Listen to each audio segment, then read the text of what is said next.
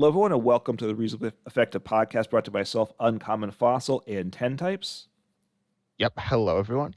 And as we're recording here, the World Championships are going on, so we're not going to talk about what's happening in Worlds this year as to what the decks were or anything like that. But it is World Championship weekend. We'll get some big reveal, hopefully. But that's not what we're talking about today either, because we don't know what that is at this point in time either. But because it's World Championship, it pushed us back to World Championships of years gone by. And 10 Types had the idea of taking a look at some cards from past World Championship decks, older decks and older cards, and just seeing what they would be like if we were to bring them, I think, into standard format, right? Is that the general concept here? Kind of, not exactly. Also, somewhat focused on like how the I don't know, just like kind of looking at them. I guess kind of in the mindset of how they'd look in standard, but also like how interesting they are, and just notice some different design decisions that they made in the past as well. And these are all cards that have appeared, I believe, in World Championship winning decks, and these are also all before Black and White. And I'd say you and I are not very familiar with pre-Black and White, so this is going to be a bit of an almost reaction style video. I mean, we've each taken a look at these cards already and are loosely familiar with them. Right. Our knowledge of the format at the time is limited. Certainly, we know about some of the cards. Power, like with power creep things, the numbers were less for HP and damage. We'll kind of keep that in mind. But these were all useful cards. I guess our knowledge of how good they were at the time, we'll do the best we can. Obviously, let us know in the comments things with that you think could be clarified. Yeah. And so I guess let's just hop right into it with the first card here. And I believe the first World Championship, it's actually like kind of confusing. But the first one that was, at least I looked at the World Championship deck. So the first one I have here is 2004, I believe. And this card here is Team Magma's Groudon. And so it has, I guess I'll read all the stuff about it. It is both fighting and darkness type, has 100 HP as a basic here, has a Pokebody. I will say Limitless says it's an ability. I don't believe that's correct, but also honestly, finding rulings about these cards online is hard. I believe they exist, but it's just hard to find. But anyways, it says as long as this Pokemon, or as long as the number of Pokemon in play, both yours and opponents, that has Team Magma in its name is 3 or less, Team Magma's Groudon can't attack. Then we have for fighting a colorless, we have the attack linear attack, which we've seen a lot of times, which says you choose one of your opponent's Pokemon, do 20 to that Pokemon, and then you don't do weakness or resistance for a bench Pokemon. And then pulverize here for 2 fighting and a colorless. You do 50 if the defending Pokemon already has damage counters, at least 2 damage counters on it. It does 20 more damage. It actually says it does 50 damage plus 20 more, which was some like older wording. It's not used that way anymore. Then as Third Retreat, Grass Weakness. And yeah, so there's a bunch of things on on this card. But what are your initial thoughts about this card? Well, first, yeah, in terms of the Pokebodies, like you said, Limitless says it's an ability. It's not exactly the same. I don't think Pokebodies and abilities were in this overlapped in the TCG and standard format together. I could be wrong. So I think they did right. They were back to back, so they overlapped a little bit, but not that much.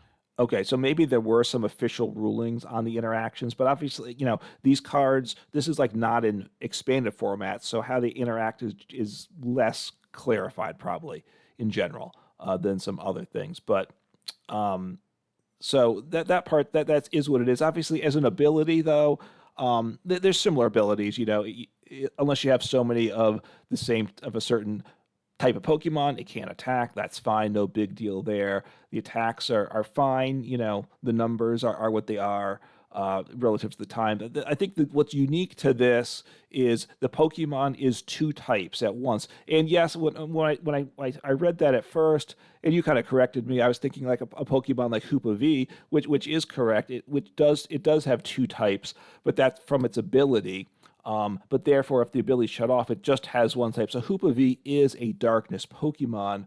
Its ability makes it psychic as well when it's in play, but the Team Magma's Groudon is always those 2 types, I believe. It actually has a special energy symbol in the upper right corner for the type with the clarification that in text lower, that below the illustration, that it is both those 2 types.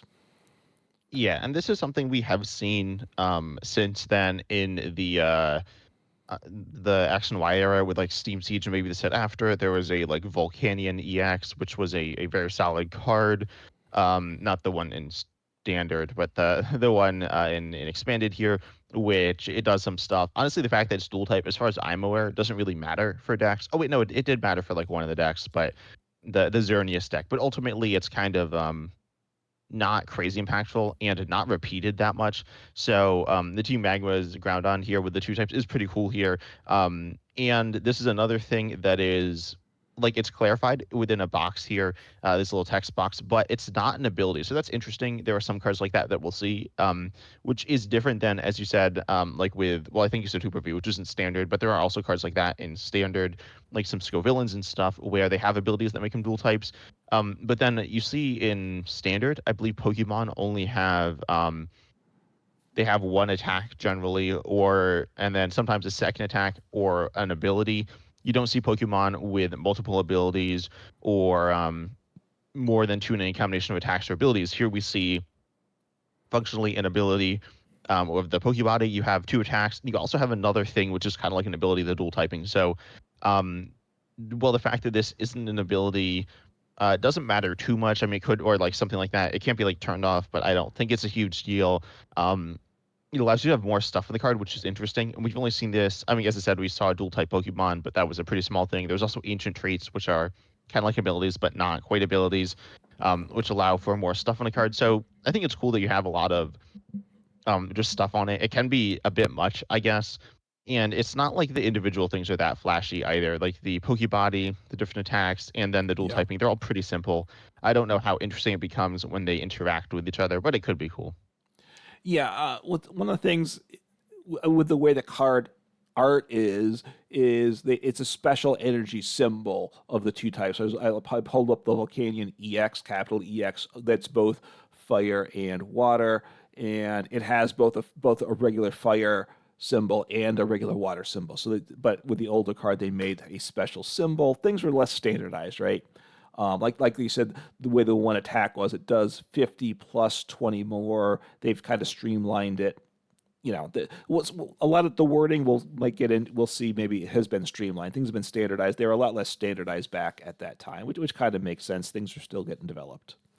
Yeah, I think the energy thing is not uncommon. I think this was done with some different Pokemon, like the dark Pokemon, or other things. Again, I'm not super familiar with them, but I know this was used some.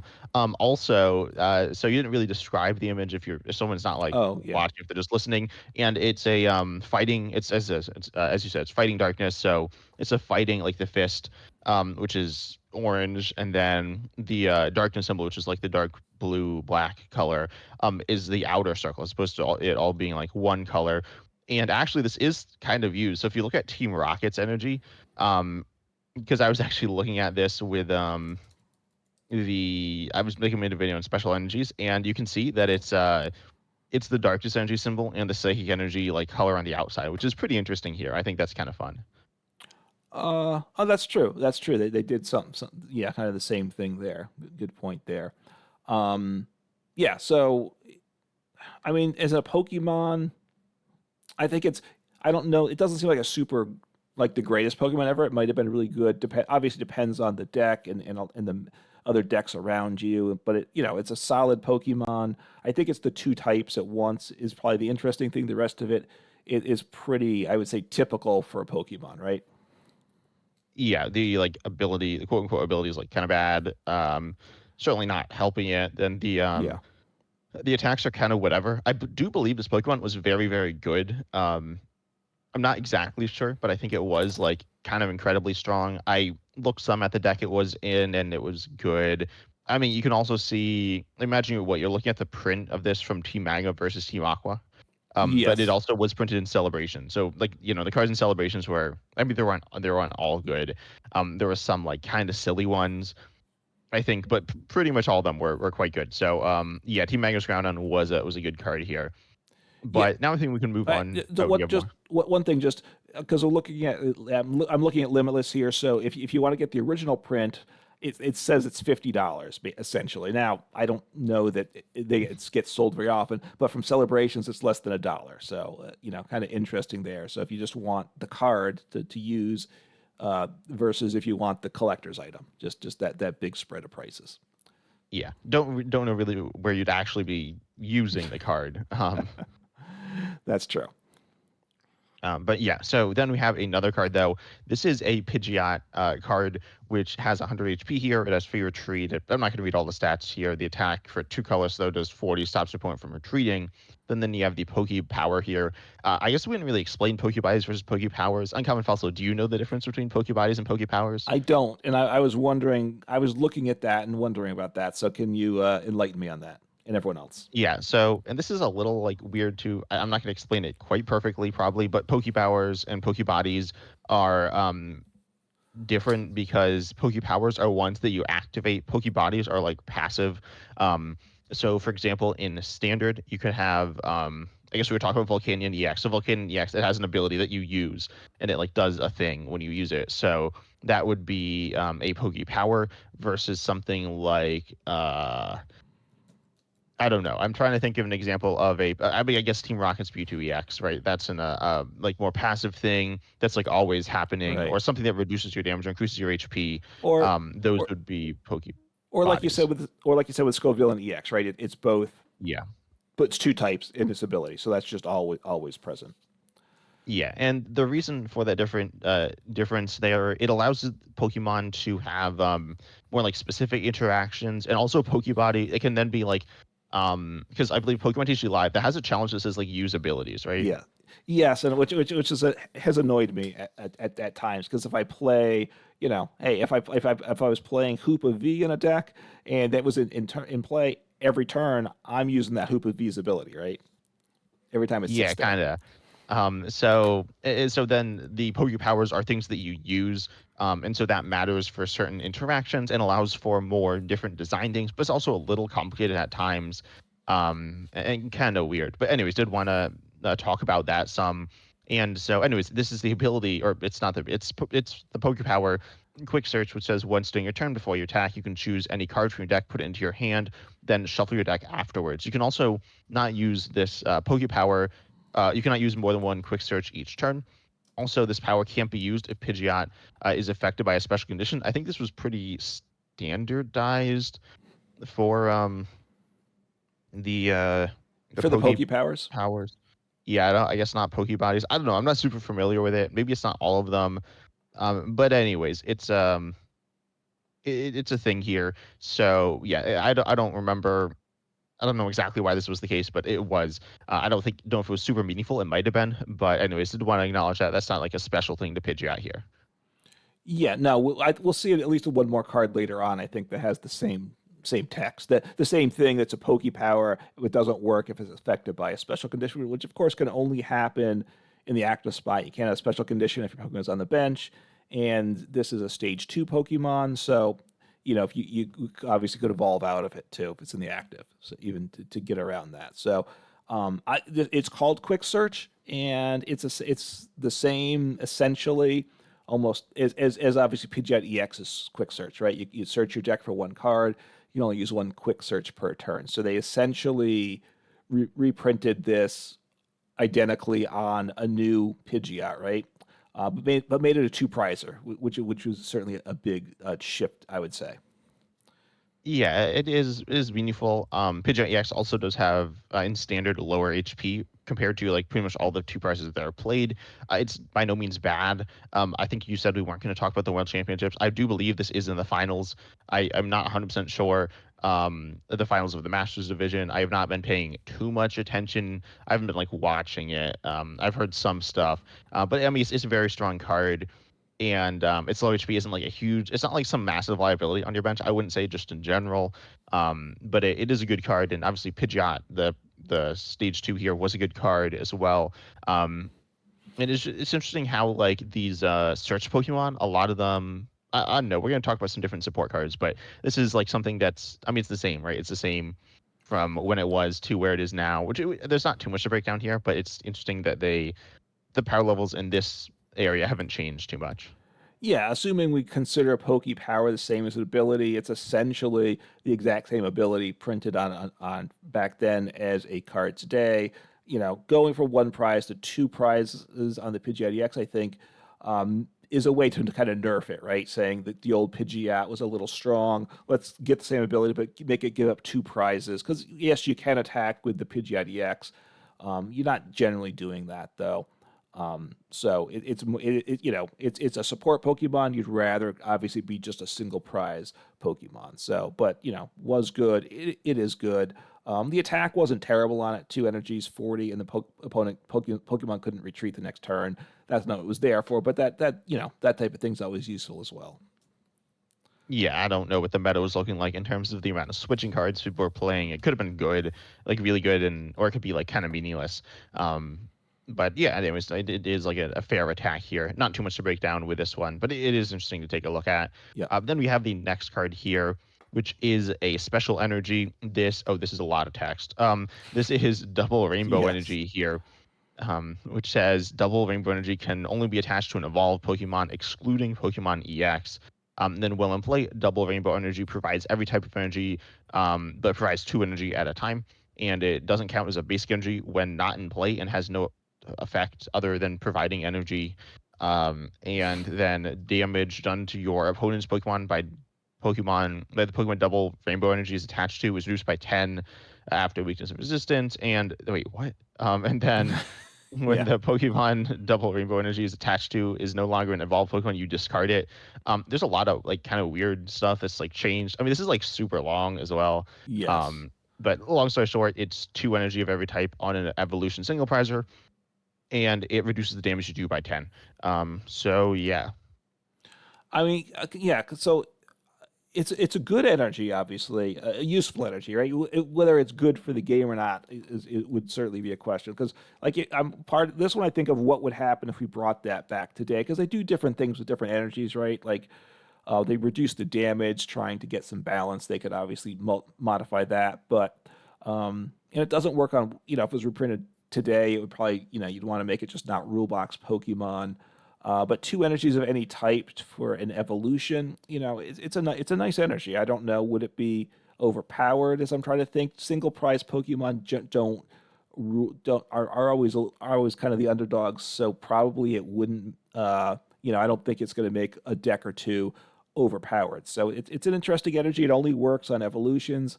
I like that. Well, there's some other things like that. And then if it's on a non-evolution Pokemon, it actually gets discarded. So if you had this attached, you got attacked by TM Devolution, went back to a basic Pokemon, you would just lose the energies, which is interesting too. Yeah, that's something we kind of see, but that's more or less gone away. But this is kind of similar to reversal energy. I was also looking at Yeah. it. I was kind of confused by the use of actually parentheses here. This is like, I don't know. People might not care about this at all. You might not, but parentheses are used to clarify something, but they're not used to normally add new information. Um, but here they are. Like, it says it can only be attached to an evolved Pokemon, and then in parentheses, excluding Pokemon EX. But like, that's important. If that wasn't there, the card would change, right? Oh, it would be like Um, way more powerful, obviously, Yeah, that wasn't which there. isn't really what parentheses are supposed to do. They're supposed to clarify something. I looked at reversal and it doesn't have that in parentheses.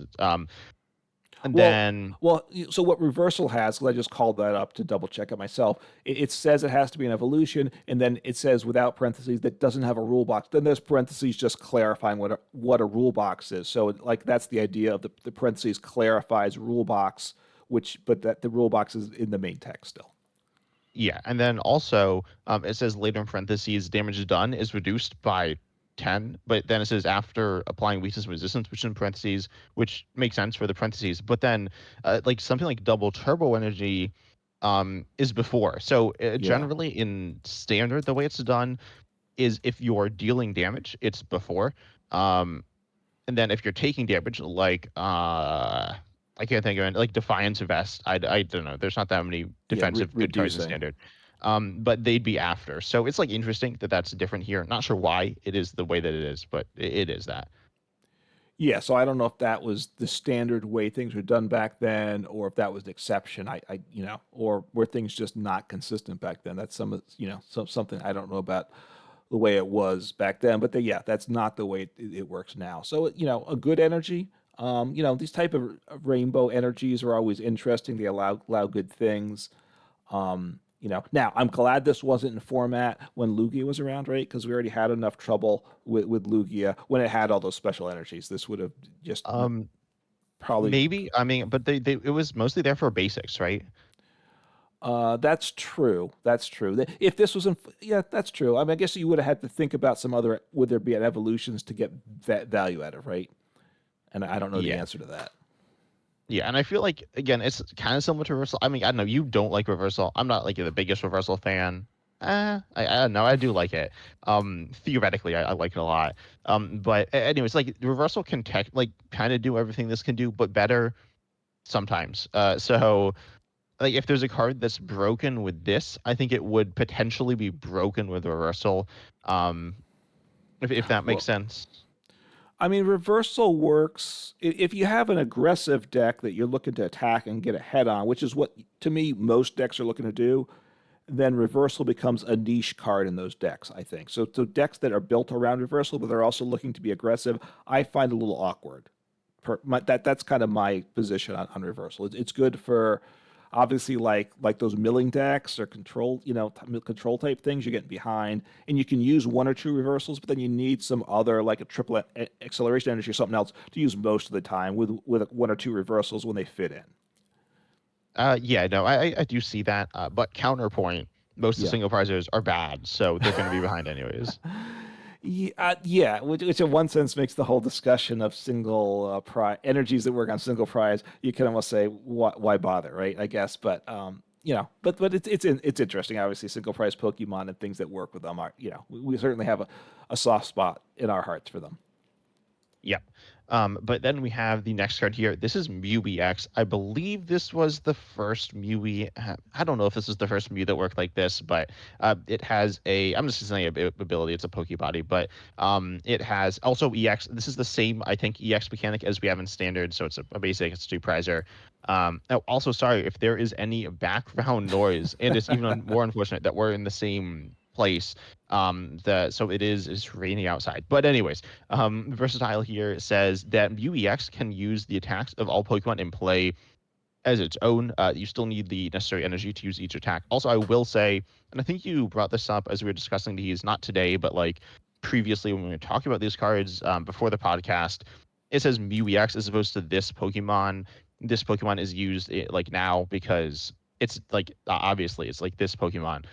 So if you have some like other MewEX that's not this MewEX, then it doesn't let you use it doesn't let that MUBX use these other attacks. Did want to clarify that.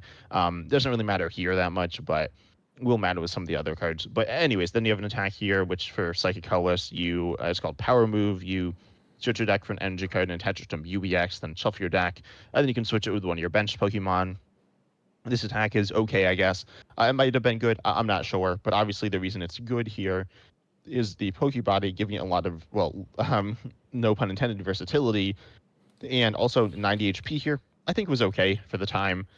I don't think it was bad by any means. Not super confident on that, but I do know this card was very, very strong. Being able to copy Pokemon of any stage, obviously need to be in play, but also it can copy your opponent's Pokemon, so it can do so many different things.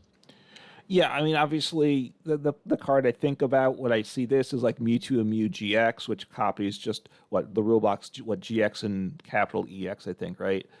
From the Yeah. discard pile, whereas this is from the in play. And there's, I think, been other cards that do the in play copying as well. That I've used. I think I forget what they are. Yeah. There's the Mew from what Ancient Origins, I think. No, Fates Collided. Yeah. Which you'd play. It copies basic Pokemon that you have in play. So you played it, I think, in Mad Party. Maybe not Mad Party, but Yeah, something like that.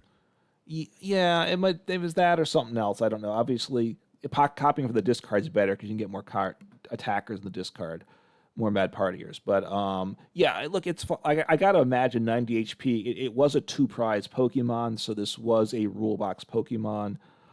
Giving up 90 HP for two prizes, I can't imagine was very good though, right? That's but it's the attack or sorry the Pokebody is very good. So obviously you need some downside to make it balanced with it. So very strong. And they've had and obviously it's compared to something like the dragon right? Which just rotated the V Star. Regidrago, yeah. Regidrago, that has copies from the discard pile. This is from in play, but also the energy cost for Regidrago, it was fixed. Was it grass fighting, I think? Fire. Grass fire. Yeah, sorry. That's what I was thinking in my mind when I said it. And whereas Mu EX, it's whatever you're copying for the energy. So which could be good or it could be bad, right? It's less standard, but of course you know it it gives you different options by copying. By in this case, you need the energies of the attacker, so your attackers kind of have to be within some limitation of types. You can't have every type of energy to work in your deck. I wouldn't imagine. Yeah, I think so. The attack here, I believe, can accelerate special energy. I don't know what special energies were in standard at this time. I would not be shocked if there's like rainbow energy. But also, it's interesting copying your opponent's Pokemon, and I think this is interesting on top of the fact that again you're using the attack cost of those Pokemon. It makes the card very like dynamic from game to game. If you're playing against a deck where you can easily copy their attacks, then that becomes very meaningful. Versus sometimes you'll have to like reach to do it, or it just won't really be viable. Um, I think that's pretty interesting. This card, I know, was a pretty iconic Pokemon. I think it's pretty cool. I've not played with it. I mean, there are cards similar to it that I played with, but yeah, definitely an interesting card. And I've always liked these kind of cards where you copy the attacks, really in any form. I mean, we have like Mew EX and Standard that copies attacks, but that's kind of boring. That's very different. Um, this is way more interesting, and I mean, I think both of us would love to have a card like this back in the game. Oh yeah, it'd be a lot of fun. The other card that's kind of like it from Pocket, is it a Mew? I assume it's a Mew that copies your opponent's what active Pokemon, but you have to have the Yeah, I think the energy. Mew has the same attack as the Mew EX in Standard. Okay. But you have to have the energy on it, and the way Oh, Pockets. Ditto. I think Ditto. Oh, is it a Ditto? Okay, it's a Ditto. Yeah. But you essentially you can't get that. You basically or can't get the energies that you need most of the time. So it makes it that card's kind of unplayable. Whereas this, obviously, you also can copy your own Pokemon, so you make sure you have the energies you need for your attacks, and then can take advantage of your opponent's Pokemon when it helps. So a very fun card. Yeah, a card like this to have to play with in decks would be certainly a lot of fun. Yeah. But then we have the Dex card here. This one is also interesting. This one, oh, I'm looking here on Limitless, and most of the text isn't on Limitless. But Yes. this is Holland's Magneton. I believe there's a Holland's package. Not super familiar with it, but I think there's some certain stuff. And then the Pokemon aren't really attackers here. This stage one here, which involves some Holland's Magnemite. I'll say, oh, Limitless says it doesn't, but I'm pretty sure it does. Also, the Limitless info is a little less accurate for these older cards. So the image is the image, but some of the text here is not entirely correct. But anyways, it's called Extra Ball. For Metal Colors, you do 30. If the defending Pokemon is an EX, you do 50. But then you have this thing on the bottom. It's not an ability or a Pokebody or a Pokepower, but it says you may attach this as an energy card from your hand to one of your Pokemon that already has an energy attached to it, a card attached to it. Then when you attach this, return an energy card attached to that Pokemon to your hand. It will attach this card as a special energy card and provides every type of energy, but 2 energy at a time. Um, it says it doesn't do anything else. So this is really interesting. Type changing cards are kind of interesting, kind of weird and complicated, right? I can't think of any type Yeah. changing cards in standard. Can you? Well, oh, type of card it is. It's not like whether Yeah, it's yeah, not like metal. It doesn't come metal into fire, but yeah. um, well, you've got the uh, the the fossils, right? They're an item becomes a Yeah, the Pokemon. fossils. Yeah. So those, yeah. So and they're kind of weird, right? Yes, they're weird too. Less make they're weird in a way that that makes them more difficult or less useful. This is weird in a way that potentially is very good though. Yeah, and I believe this is your attachment for the turn. Um, that's like kind of what it seems like. And then there are other ones like this. There was I don't remember. There's just some different ones. So they're a similar idea though. I think there's one that's a basic that's just like a colorless energy and that you just attach. And then I think there's another one that's like exactly the same as this, but just a different Pokemon. And this is another double rainbow energy as well. It's just kind of funny. Yeah, so you have to have an energy attached already. I assume from the previous turn. I don't know what there were for trainers to any energy acceleration, but then you this on your turn, it already has what energy. You attach this as an energy. The original energy goes back to your hand, so it has two energies, but then two energies of every type. So very useful, and it's not restricted to non-rule box Pokemon or anything like that. So pretty interesting card. And I'm guessing since it's an energy, I don't know why you do it, but you could probably bump one of these Pokemon with another Pokemon, 'cause since it's already an energy card, you could attach this and get the other one back to head. I guess we have different types of Pokemon that do we're probably different types of energies. You could switch things around that way too. Yeah, that's kind of interesting. And then also, I think I mean, the one as I said, I think is just a colorless, like a colorless energies. This is obviously a lot better than that. Yeah, But yeah, so this is interesting. It's also searchable off of Pokemon Search, which is really meaningful. Because searching basic energy is like it's not super hard, but it's like obviously we're playing a lot of Pokemon Search, presumably a lot more Pokemon Search than Energy Search in your deck. And then searching special energy is like yeah, super hard. So this is really a cool card. I've heard a lot about this card and the cards like it from people who've been playing the Pokemon TCG a long time, and they've said like really cool things about it. Yeah, this is definitely a card I feel like would be fun in standard. I don't know, it seems pretty strong, but I mean, you're mentioning the Lugia Archeops thing, but this isn't like it wouldn't work with that. It right. doesn't seem like it could lead to crazy combos in the way that some of the other special energies could. Maybe I'm wrong, but it does seem cool. You could. I just blanked on the right name, but the stage one that moves fire energies right from the bench to the active. You could Oh, use yeah, that the with Armouge. the Armarouge would really love this in that deck. Yeah, I don't know if it'd be. I say I don't know if it'd be broken. I don't know, but it'd be good. It'd be quite good. I mean, like if you had it in Dragapult, right? You have one basic energy, and then the next turn you attach this. You have your two energies because sometimes you can't get the right mix of energies, so it could have some value. If it was in standard format now, you'd certainly I would certainly be sad that we have Nest Ball rather than Quick Ball because obviously you don't want to search for it with a Nest Ball and put it onto your bench. Yeah, not Um, this one, but there's one that is a basic. This is a stage one. Oh, that's true. It's stage one, so you're right. Those wouldn't work. So you need Ultra Ball, or back in the day, Evo Incenser. I don't know what they had then. So Yeah. Mhm. um, yeah. So yeah, and actually, I think the next card actually ties into that, right? If I remember. But it's Yeah, I guess so. right. There's nothing else to say for this card, right? No, no. So, I mean, the funny thing with the card is when you look at it, it has all this text on it that's very important for the energy. And then, like you said, in the way Limitless describes it, all that important text is not in the description at all. So they've kind of, just missing the most important information on that Pokemon. It's kind of funny, but Yeah, it's just not like in the normal template of the card, so it's just not there.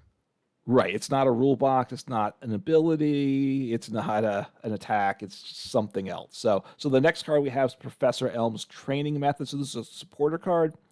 Back in the day, you could play supporters turn one, so that helps them a little bit. But I'll read the text. I think you'll come to pretty quick conclusion whether it's a good or bad supporter. Search your deck for an evolution card, show it to your opponent, and put it into your hand. Shuffle your deck afterwards. So we have items that do the same thing. We had Evo Incense that's exactly like this on an item.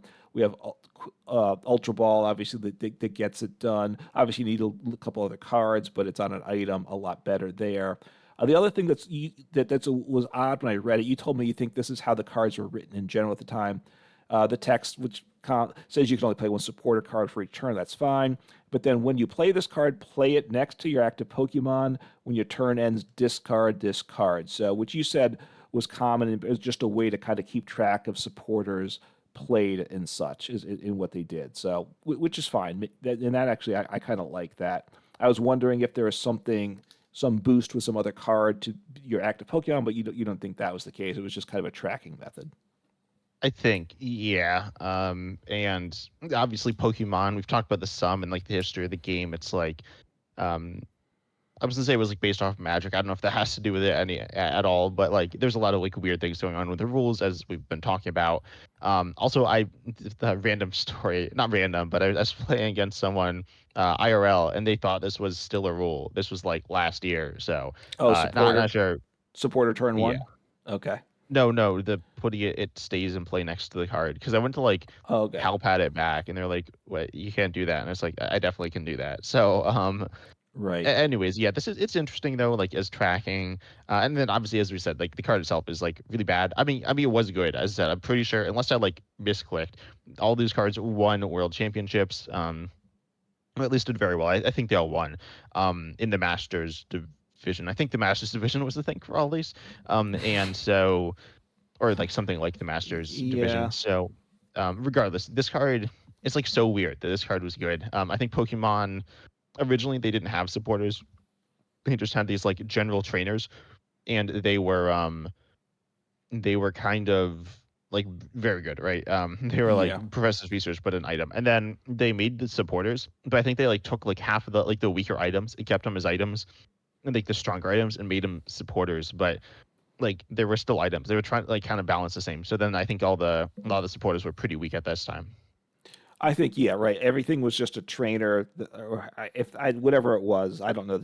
Everything was a trainer, and they split them between items and supporters. But they did, yeah, probably wasn't a big distinction between the two. So made the items really good compared to the supporters, because the supporters weren't that much better than the item. You can only play one per turn. There definitely been times in Pokemon history where there wasn't a lot of Pokemon search. So there have been times when a supporter like this would have seen play too, just because there wasn't many cards to search for Pokemon. We've got a lot of options these days with a lot of good items. So getting the Pokemon we need, it's. I'm glad there's good Pokemon search, because if you're just kind of top decking or just playing research or Iono hoping you get what you need isn't a lot of fun. So I think being able to search out the cards you want to set so people can set up reasonably makes the game more enjoyable. Yeah, also speaking of supporter Pokemon search, there's a few reasons why they can be good. One, in standard, we see something like say Brock Scouting see Yeah. play. I mean, it's not an amazing card, but it sees play mostly because of like Badoo, stopping people from setting up using items, so then you can play a supporter instead. I don't know if that had to do with this. Another thing, this one definitely does not have to do with this, but obviously, generally supporters are stronger than items, and so then if you have supporters that like do the same thing items do, they're slower, right? You're not playing more than one supporter per turn. Right. That being said, you're still going to be able to use the supporters to like get you set up. If you play like 20 supporters in the deck, supposed to like a split between items and supporters, you'll like always have a supporter. Missing a supporter can be really bad. So if you're playing a supporter every turn, you're going to have consistency, not speed, not necessarily strength, not necessarily a good deck, but you will have consistency there. Um, to make sure you're pretty much always set up by a certain amount of time. Again, that time you might just get rolled over, but it does like kind of more or less guaranteed that you get set up, which is interesting. I am a big fan of supporters, specifically in like alternate formats like cube draft or something like that. I like supporters a lot. No, supporters are really important. I mean, I think items are the kind of the heart of a deck, because getting multiple good items a turn is really key to having successful turns. But you need supporters. You need, sorry, to play a supporter every turn of some sort to kind of facilitate things. In certain sense, a supporter to get an item, is not a terrible thing. So, the balance of the two obviously very important. So, all part of the deck building and how the game is. So, but Yeah. supporters back then, certainly this is an example of a played supporter, nowhere near the level supporters today. Yeah, also kind of a funny thing between you and I, because obviously you think items are the backbone. I kind of think supporters are the backbone of decks. Yeah, But then in terms of the decks we actually play, I like more like turbo item heavy decks, and then you like the like a lot of decks where there's like four of a lot of supporters, right? So that's kind of funny that's there. true. Yeah. But anyways, let's move on to the next card here, which is Jolteon EX. This one is again an EX that has 100 HP, two prizer, stage one, evolves from EV, instability, evolution, thunder. I think is the interesting part about it. I'm not sure, but it seems like the most interesting part. So once during your turn, you play Jolteon EX from your hand to evolve one of your Pokemon. Again, that's this Pokemon to evolve one of your Pokemon. You may put one damage counter on each of your opponent's Pokemon. Then you have two attacks here for Lightning Color, so you do 20, but 10 more for each damage counter on the defending Pokemon. And then you have Thunder Blast for Lightning Colorless, which does 70, discard a Lightning from this Pokemon. So I think the attacks are okay. They're not like crazy interesting. Second Bite, moderately interesting, I guess. But the ability, or I guess the Pokemon power, or no, sorry, the Poke power Right. is pretty interesting because we see stuff kind of like this, but not exactly like it. Right. I mean, the interesting thing to me is that it's a non-playability. That's fine. We've had that, in the past, and we have it. It's around. But it does every Pokemon, which isn't the norm, right? It does one or two Pokemon typically. So hitting one on each makes it interesting there. And then you can stack it as which probably was part of this deck too, right? To use the first attack, 20 more plus 10, 20 plus 10 for each damage counters, getting those damage counters built up by your opponent's Pokemon. Imagine was a big hard part of the strategy for the deck. So the attack and in the quote ability, which is a Poke power, fit together, and the fact that it hit every Pokemon. That's obviously a nice thing. An ability today, it would definitely, it would see play. I got to imagine with a Pokemon with this a similar ability today. So spreads certainly a thing, and being able to spread across all your opponent's Pokemon, it's a plus. Yeah. Oh, I didn't mention it does have free retreat, which is cool. It Yeah. is a being like a two prizer with 100 HP would probably be pretty terrible. But yeah, this Yes. card definitely interesting ability. Or poker power or whatever. I believe that the deck, I don't have it here, but I believe it was because I did like set this up. I looked at the cards, and you haven't looked at the decks and stuff. So I believe it was a like damage counter manipulation deck, which is pretty interesting. Okay. Kind of like what we see actually with like Frostlass and like Eudori and stuff, which I think is kind of fun. I think it's almost going a little bit old, where it used to be like super fun in Rogue, and now it's like not as Rogue. But yeah, Jolteon EX, I think a cool card. I don't know if there's too much to talk about here because it is similar to standard cards. Yeah. Not exactly the same as you said, but it's a card I could see in the game. Yeah, it's a small change. Obviously, I mean, if they printed it on a two prize Pokemon with 100 HP, it wouldn't have any value. Wouldn't I can't imagine it seeing use. But if they made that on the appropriate Pokemon with that same as an ability, I can see that having value in the game. Yeah, definitely. I think a fun card here. Oh, I just realized if this wasn't standard, you could play it with. There's like an Eevee that evolves instantly. Then you could like play a bunch of these, Oh and yeah, then you could like theoretically win turn one, maybe. right. There's Donk with the Probably not, but poison and such. So now you have more Donk, right? You have to keep. It has to be the active, right? The one you're thinking of to yeah. evolve. So you need Uh-huh. some switching. But yeah, maybe you could. Yeah, that's true. That part probably wouldn't be good, right? You'd have to get rid of that basic Eevee that evolves turn one. I would imagine instantly. I would imagine. Yeah, that'd be kind of broken. But I think that's enough of this card, Yeah. and let's move on to something else that is also broken, pun Yes. intended this time. This is the Stadium card, Broken Time Space, which says each player may evolve a Pokemon that he or she just played or evolved that turn. And also, this is kind of similar to Forest of Giant Plants, except that's just grass. And the new Stadium, which is not out yet, well, it's out in Japan. It's called, I don't remember what it's called, something Forest, Vitality Forest, I think. And it says that it's like you can evolve the first turn that you like play the Pokemon, but not turn one. This can work turn one. Yeah. So I'm pretty sure. crazy good, right? It is. Breaking the rule, but also broken and probably breaking the game. Being able to evolve immediately, just crazy. And I assume that you could go from a basic to a stage two immediately as well with this. Am I Yeah, right about not that? using rare candy. I'm pretty sure, but yeah, you could play the basic, then the stage one, then the stage two. Yeah, So yeah, I don't. I mean, that's just not good, right? I mean, it's too powerful.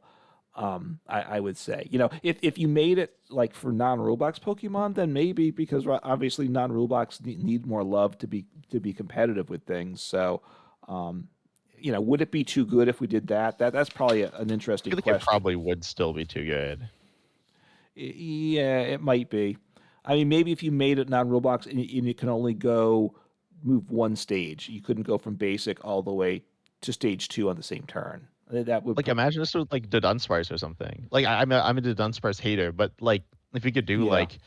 like draw, you could probably draw like your entire deck or something, using just your Dunsparces. That's true. Yeah, no, you're right. It probably it wouldn't be good. Obviously today, like with Dragapult, if you could do this and then you get your Drakeloaks evolve turn one, so all of Yeah. a sudden you're you're digging through your deck and it'd be pretty rough. So to be playing against, so I can't.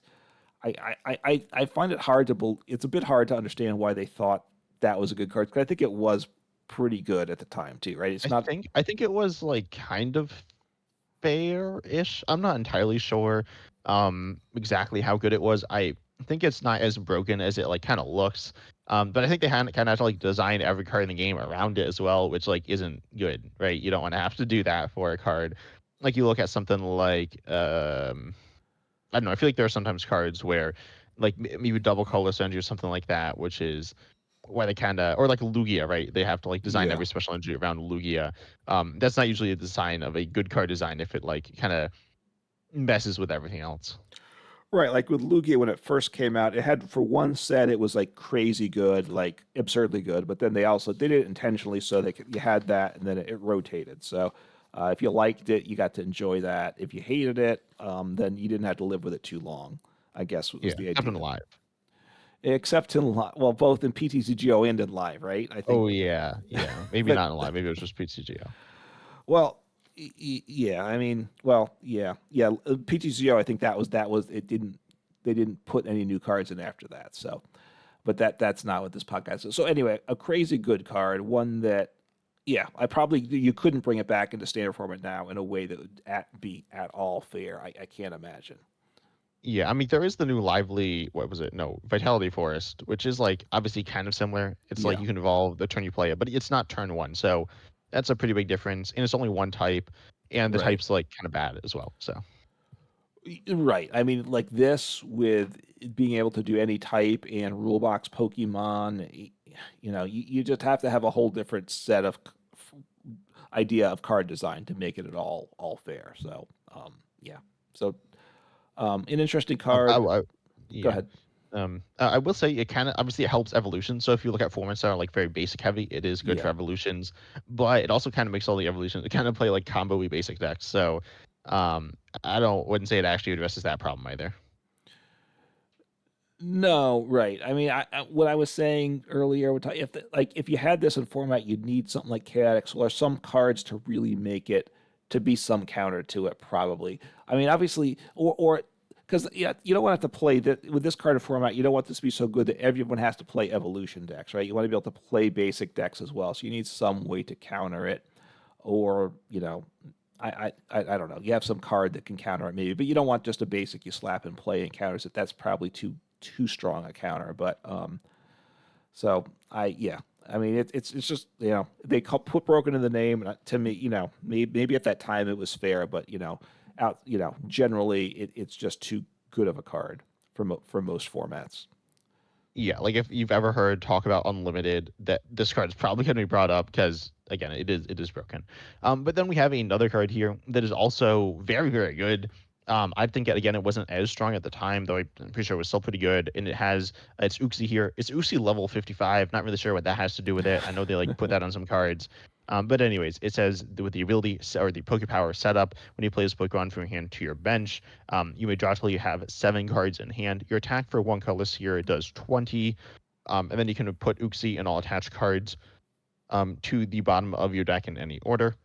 Then there is another card here as well, which is Uxie level X. I think the level isn't part of the name. I'm not really sure. Anyways, this is Uxie level X, which is it takes up the same like name slot, I guess, as Uxie, so you can have up to 490 combination of Uxie level X's and Uxies.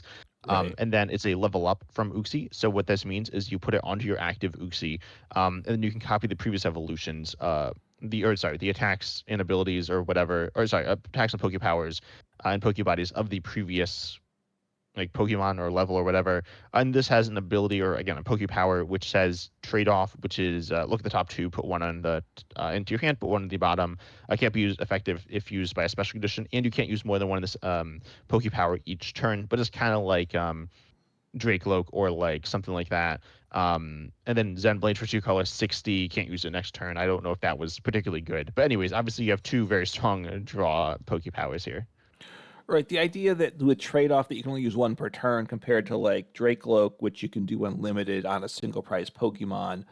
Um, it seems a bit almost unnecessary having that restriction, and plus the fact that you can only have well at most three Two. copies. Well, you could have Well, like a 1-3 line. You wouldn't though. But also, wait, how do you get the others in well, you, play? you probably don't. I'm just saying you do a 2-2, or actually, this was a deck that came in third at like what Europe at the time, and this was played Broken Space Time, and then it was a I'm 3-1 confused. line, three basics, one of the Uxie X. So you have the four copies there. So you're getting the Uxie using that ability, and then you're playing Uxie X, and you get that Pokepower as well that turn. And you could, if you want to get it out of play, you could even use the Psychic Restore attack that turn and just shuffle back in the deck depending what you have. So, or just, or you're probably using it just to set up a different attacker, but you can always get it out of play to reuse it later in the game too.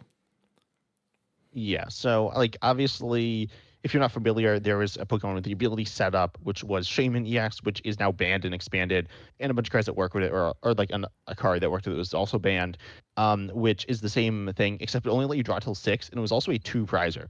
Yeah. So yeah, this is like very good.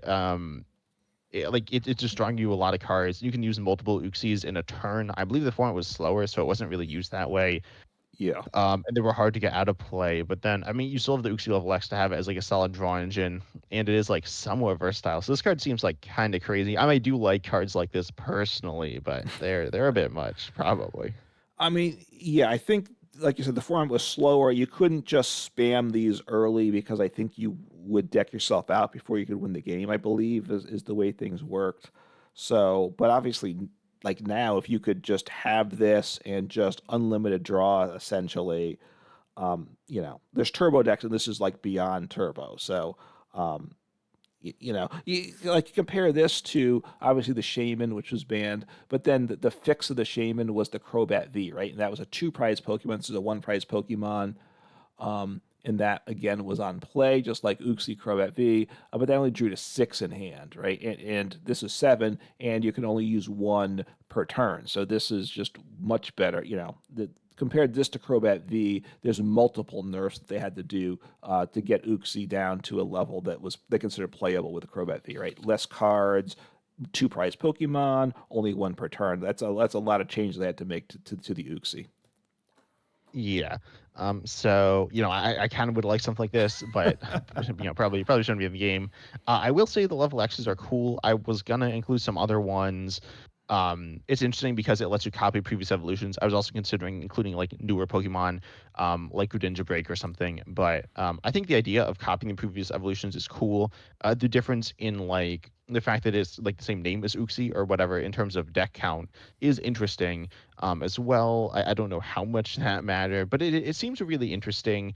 Um, the level X mechanic also needing to be in the active is interesting as like a bit of a restriction. But overall, I feel like this is a really, really fun mechanic. I don't know how well it was used. I know level X's, there were some good ones and some interesting ones. I don't know how many interesting level X's there were with the like regular Pokemon as well, and how much they like were interesting together. But as we are talking about at the very beginning of this episode, there are cards that are older cards, and they're interesting because they have different attacking options and abilities more than you'd see on a current standard card, which would just have two. You could have something more. You could have more with like Relicanth or a Tactical Machine, just something like that. But that's the more of an exception. So I think this is cool. Yeah, and I don't know if you said it or not. Yeah, I don't. But your Uxie has to be in the active spot to do this quote evolution. Although it's not evolving, right? So when I say that, that's technically wrong. But it's essentially like an evolution. So it has to be in the active, which is an interesting restriction on it. And like you said, you can only have four copies of the Uxies, whether the level X or the other non-level X Uxies. So it was some interesting decisions to make it fair, right? To make the game balanced with it. So I like that about the card. Yeah. But now, do you want to talk about the next card here? The next half a card. So Yeah, I can't read it, so I don't want to talk about it. Oh, because it's printed side. So this is Rayquaza and Deoxys Legend. So there's a legend. The legends were only Pokemon, right? I assume. Yeah. Oh, and this was the first set of cards that you could we played with the Pokemon TCG online. I mean, I did not play with this. I don't know if I ever saw anyone play with it, but I think I did. Yeah, and it's half a card. So the V Maxes were a quarter of a card. This is a half a V card. Union. The V Union. Sorry. Yep. Thank you. You know what I meant. There. Up. Oh, Got some thunder. The rain stopped, and we got thunder. Hopefully, the power doesn't get disrupted with whatever's happening. So, what it says here, and it's really hard to read, and also again, Limitless doesn't translate all the text on the card, so it makes it harder. The cards print a lot of the text is printed sideways too. So um, yeah. Well, it's like sideways. It's at like weird angles too. yeah, which is interesting, right? They're kind of following the topography lines or whatever. So, but it has this text at the top, which kind of fades out to white. But put this card from your hand onto, I guess, your bench only with the other half of Rayquaza and Deoxys Legend. So you need to have both the left and right halves of the Deoxys Legend, and then you put them onto your bench together as one combined card, right? So you can have, I guess, can you only have one copy of each of these? Do you know, by the way? No, I think it was two. I mean, it's I think it's and I was gonna say the same as the V Unions, where like the pieces all have the same name, but there's only two pieces, so you could have two of each. I believe. I think when this was played, it was people played one copy of each though. I mean, they're Yeah. pretty clunky, so they're more so tech options. But they're easier to get to play than V unions, which you need. If you're not familiar, you need four copies. You need one of each, and then you need them all in the discard, which is, I mean, it might be easier than all in your hand, but also does require some setup. And also, those are three prizes. These are two prizers, and it's like they're decently strong. The V unions were pretty committal and not super strong. Right, because you had all four pieces. I mean, with the four pieces, the union probably having them in your hand wouldn't be good because to try to have all four pieces in your hand at once means you either have to be able to have a huge hand or you're going to have a bunch of like you're going to sit there with three V union pieces and one or two other cards, right? So the discard pile was, I think, a good decision for the V unions. The V unions, I don't think were overly successful. As just they weren't very playable, is what I'd say. I guess is design. So. Yeah, looking through, so like the list I see here, it was a 1-1 copy. So it's an interesting thing, though, right? The idea of two cards that make one Pokemon. The V Unions were four cards to make one, so similar. Although this fits actually on your bench a lot better, being two cards. The V Unions obviously just had to stack up, right? Um, so Yeah. two prizes off the legend here. So had one attack, had one Pokebody, and that was it. And the other half of the card, I believe, was just image. It didn't really have any text on I it. think it had HP, I think was on the other half. Yeah, but no attacks or abilities or anything like that, though. That's what I Yeah. meant. So Oh, I we're just sorry, I just opened up the set and I saw Alf lithograph, which is not what I was expecting to see, but yeah, yeah, just the HP on the other one and the name. right. The name. Where's the Venus? They all had. I think they all had like an attack on every piece, right? So they kind of Yeah, changed that about it. Doesn't really matter, right? Once you have to have all two pieces or all four pieces in play at the same time. So it doesn't matter where the text is because it's not like you could use like something from one piece and then attack from the other piece the same turn or anything. So that's just doesn't really matter. But yeah, they're really tough to play. Like in PTCGO, I think I ran into these cards a few times early on, and I was just very confused by what was going on because also these cards were like the wrong way, and I had no idea what was happening in the game. yeah. Oh, and then what this does, I'll quickly read that, which we haven't we haven't said yet. Yeah, So when you take a knockout, you take an extra prize. We've seen this before. And then you do for fire, lightning, colors. You do 150. You discard all fire from this Pokemon. Also, there's some other things I want to say about this card because we were talking about the V Union wackiness or the legend wackiness. So I think you said it's like four cards, or sorry, two cards that make it one yeah, Pokemon. It's one Pokemon like in play, but it does feature two Pokemon like the tag team said. So that's kind of interesting there. Also, the yeah. typing on this super bizarre. it's psychic and colorless. It's both types, and then it's also weak to psychic and colorless. And then its Yeah. attack cost is fire and lightning, so it's kind of weird here. Because I think it has to do with like dragons, and they were in the game. But anyway, so obviously this card, like the card isn't that crazy. Taking extra prize, we've seen things like this before. It's kind of like Iron Hands EX, right? It is. Oh, and the wording though was clunky, and I had questions for you with it because of the ability, which well they call it ability, but again it's a Pokebody. If your opponent's Pokemon is knocked out by damage from an attack of Rayquaza and Deoxys Legend, take one more prize card, which raised the question to me: would it stack if you had two in play? Because it says of Rayquaza in Deoxys Legends, it doesn't say this Rayquaza in Deoxys Legend, which is Yeah, what it no, it is this Pokemon. None of them said this. They just said the name of the Pokemon. So, yeah, I'm pretty sure it's this Pokemon. Yeah, I think you're right, but the terminology has gotten better, right? They've made things a little more clear from that. So things have improved in that sense with the card design, making things more understandable. So but yeah, so an interesting card. I don't know. This was the first time that they had a card like this that was a Pokemon split across multiple I cards? think, not 100% sure, but as far as I'm aware, I believe it is. Okay, and then they did this, and then they had the V unions, and is that all they've done this far? Yeah, and that's the last one that's ever gonna happen because they're weird and clunky. And this one you could also pull in packs. You could pull like half of a Pokemon in a pack. So yeah, So they fixed the V unions, I guess, assuming you consider it fixed. That it was in a tin, right? A special thing that had all four pieces, so you were guaranteed to get the full Pokemon, not just a piece of it. I mean, look, I don't think it's the last it's happening. Whether they're going to do three pieces or I assume they can't go to six pieces, right? I think four has pushed that limit there, but they'll do something again, right? Well, someday, some format, some form. So I don't know what'll be interesting, but we'll see. With the V news they had it as an interesting concept, but they tried to make it not very impactful to the gameplay, so it wouldn't cause trouble, and I think they succeeded that time with it. I guess. I mean, Mewtwo was not bad, but it Yeah. wasn't amazing either. No. Anyways, we have a few last cards here. Yep. We have Magnezone here. This is a stage 2. This has the Poke Power here, which says once you turn, you can draw until you have 6 cards in hand, and then you have an attack here for Lightning Colorless, which is put as many energy attached to your Pokemon as you like in the Lost Zone. It does 50 damage times the number of energy cards you put in the Lost Zone this way. And also it does have 140 HP, which like honestly this card comparing it to standard cards is not bad. Also, if you're not familiar with the Lost Zone, it's like the discard, but you can't get it back essentially. And I will also say there's Blacephalon Blacephalon GX. Which actually has the same attack. Oh, I thought it was the same name. It's not. But it has the same attack here, essentially, except this was a lot more recent. And it is a basic, but it is a two prizer, so it's like a very similar attack, which is interesting to see like how like strong this card is compared to standard. It's not. I don't think it would be amazing in standard, but I think it would be very playable. Yeah, no, it's. I mean, obviously the ability is, or the Poke Power is too good, right, to be in standard, even Too on. good? I don't think Well, so. I think it's you think it's there's fair? the beauty fly, right?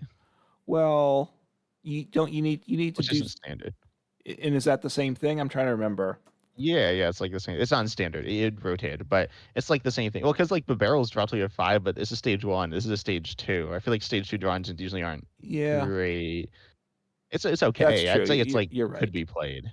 You're right. The Beautifly was the same ability, so that its attack was a lot worse. Does 70 for two for comparison, whereas this, especially in a single prize or lower HP format, 50 per energy you put in the loss. So now you're going to run out of energies as you go on, so you got to be careful with how you manage that. Which is its challenge, but the damage number is pretty nice there. So it's a good ability and a meaningful attack, which is what you really want in a Pokemon. So this, just a good card, I would say. Yeah, definitely a fun one. And I mean, the Lost Zone mechanic kind of cool. That's like a one that will probably come back. It's not like crazy. I mean, it's meaningful and strong, but it's not like it introduces these really different gameplay patterns. I wouldn't say. But overall, like a card with a really solid attack and ability is fun to see. We don't really see that too much in the game. Like a draw ability that's like similar to other good draw abilities, and an attack that's similar to other good attacks. Yeah, not that often. I mean, the thing that came to mind, which is kind of the case, is Genesect V. right? But that was Yeah, a y- little different. yeah, you had the good attack, but you didn't actually attack with it. So I don't. Yeah, I'd say Enzor EX, I guess, would kind of fit in that role, which is a pretty good Pokemon. Yeah, I mean they made it so at the end's package isn't that great for Pokemon to attack from, right? So it's I don't think that ends attack is probably as good as this Lost Burn on Magnezone. I could be wrong, but I Yeah, think I mean Enz is I mean I'm speaking of the World Championship. Enz is doing decently, or what did decently. okay, I know I don't know exactly how well it did, but I know it like overperformed compared to how I think most people are expecting. okay, But anyways, this good, is a cool card. We don't want to linger on it too much, yeah, because we're a little long here. But the last card here is Smeargle. Actually, you want to talk about this one? You I think are a little more familiar with it. yeah. So Smeargle, it's got the Pokepower portrait. So once during a turn, if this is your active Pokemon, look at your opponent's hand. If you do choose a support card you find there and use this effect, and use that effect use the effect as the effect of this power, and it, so you can copy any. You have to use a supporter though, right? Yeah. Once you do so, like if you don't want to discard your hand and all you see is Professor's Research, you're using it. But very nice. There's a theme deck with a Smeargle, right, that had this as an attack, right, that you didn't have to use the supporter. I don't think if you didn't want to, but it was your attack for turn. So having his ability is very powerful, right? I would think it's a very nice card to have as an option. So you obviously have to be careful. Like I said, if there's supporters that you don't want to have that are going to wreck your day, you got to be a little careful about it. But yeah, but a nice an ability to give you a second supporter for turn is just a really good thing. Yeah, and I think it can stack as well. Also, you can Yeah. use it with something like Iono or something functionally similar to that for some like interesting I don't know, just doing some like weird stuff. So overall, I think Smeargle's a cool card here. Kind of like I don't know, I was gonna say like Tatsugiri in standard, but like Tatsugiri just gets you a supporter that you can play. It's not letting you use multiple. So this is cool. Right. It's like kind of versatile. Obviously both players interact with it as well, which I think is fun. So I like this card a lot. I think it's a really cool card. And one that I played against some in Legacy. I might have played with. I don't remember if I actually acquired it. But definitely I think a fun little card. Not super complicated, but I think a nice one to end off on here. Yeah, no, a nice little poke power or ability to have on a card for it. Not with a good attack really, which you wouldn't want this card. The poke power is strong enough. I don't think you want a good attack on this little single prize basic Pokemon. So yeah, a fun little poke power there to wrap things up with. Yeah, but overall, I think that the World Championships are really looking at different eras of the Pokemon TCG, really highlight different cool cards, some which are forgotten, some which are remembered by a lot of people as well. But, comment down below if you're watching this on YouTube, on the YouTube channel, is 10 Types are Uncommon Fossil, your thoughts on these cards, your thoughts on the new cards in the World Championships, and everything in between as well. And also, you can check us out on podcasting platforms. If you are listening to us on a podcasting platform, and you do have a comment or something like that, a question, make sure you do leave that on YouTube though, because we unfortunately are not able to see them on podcasting platforms really at all. So yeah, but we hope you enjoy and make sure you like if you're watching on YouTube and subscribe and all that good stuff. And as always, we're excited to see you in the next episode. Take care.